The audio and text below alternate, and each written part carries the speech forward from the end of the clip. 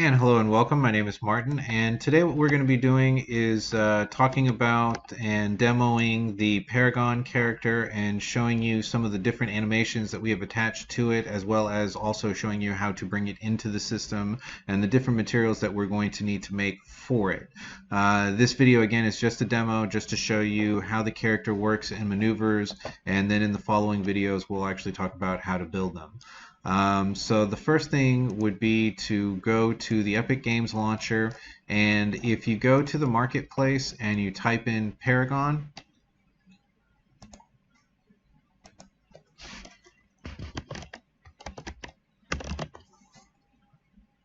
and I did not spell that right.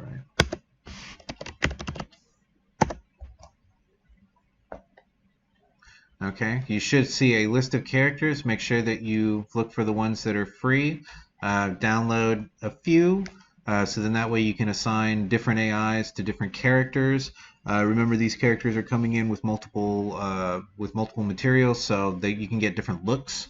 So you can do the old trick of like the ones in the green have the whip and the ones in the red shoot fireballs or something, right? So then that way it looks like each one of the characters are unique and they're doing their own individual thing, but they're still the same character with all the same character assets and stuff. But anyways, I digress. This is where you're going to download your characters. So click on the here where it would say download, then go to your shopping cart and download the shopping cart. Once they have been added to your vault, all you have to do is type in Paragon here, or part of the name here, and then you'll be able to see the different characters that are available there, or the ones that you've downloaded. You can see that I feel like I've downloaded quite a few of them. So from there, what you have to do is click on Add to Projects. Once you click on Add to Project, you'll see the projects that you have available. Make it available to the project that you are working in, and then hit Add or Add to Project. You'll see up here that it starts to download. Again, be aware of size. Realize that each one of these are going to take anywhere from 1 gig to 3 gigs of space on your computer. Remember, they're coming in with full animations and materials and all sorts of stuff. So dialogue and audio takes up a lot of space. So just be aware that each one of these are doing that. So once you've got this downloaded, we're going to go back into the Unreal Engine. And if you go into your content folder, you'll see there that you have each one of the characters underneath Paragon. Now, for the most part, we're not actually going to be going in here to grab anything. We're going to be associating things back into these folders. But the fact that they're here means that they're accessible to this project, and we'll be able to use them to grab, audio bytes or animations, and then assign them to the new characters that we're creating.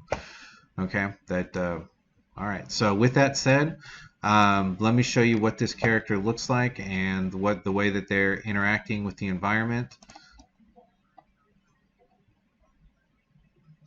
Okay, so right now you're seeing a blend, which is going from idle to running. He's also pausing, which is part of the code that we wrote for the character in earlier tutorials. So you can see that he's pivoting, he's also shooting. He does have a random where sometimes he's chasing us, sometimes he's not. Now the other thing too is, let's see if he will follow me off the ledge. Close enough to him. There he goes. So you see him jump, he landed. Now the other thing is that I've created a null mesh area back here, and you can also see that I've made him run slower than me. So then that way I have the opportunity to get away. Remember with the statues, they were getting a little bit too close to us, and it seemed like, now the other thing I've done is I've added the rotation to him as well. So if he doesn't actually run towards us, he will maybe rotate towards us if he's in a pause position, so it doesn't look like he's just shooting in the same direction when he stops.